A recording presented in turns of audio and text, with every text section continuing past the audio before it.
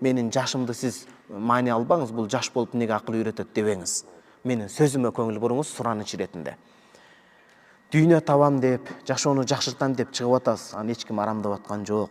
Бирок эң чоң байлык кызыңызды унутта калтырып атпайсызбы көз жасында? Кыздан өткөн байлык барбы?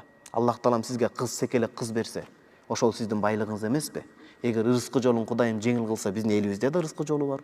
Эмгектенсе өз элиңизде, өз жериңизде сиз кызды бирөөгө таштап, жаш кызды дүйнө табам деп, ошентип зордукту алып калбасын кыз. Даже биз айтабыз, бул милдет эмес, бул мустахаб, бирок өтө зарыл, этият маселе. Кыз 4-5 жаштан баштап бөлөк бирөөнүн үйүндө уктабаш керек.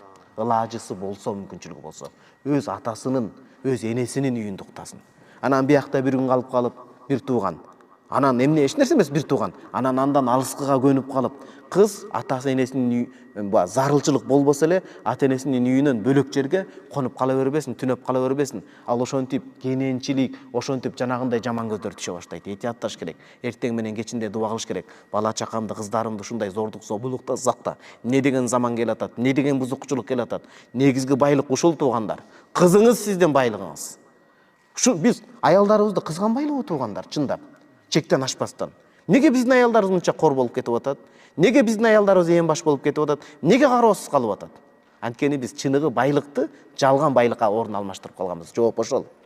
Биздин көзүбүзгө негизги баалуулуктар калып, кулпурган, келип кете турган, колдун кири боло турган муктаждыкты максат деңгээлине көтөрүп туруп, негизги максатты көтөр. Ошону биз байлык деп калдык. Ошон үчүн биздин көзүбүз көр, көөдөнүбүз сокур болуп калды тууган.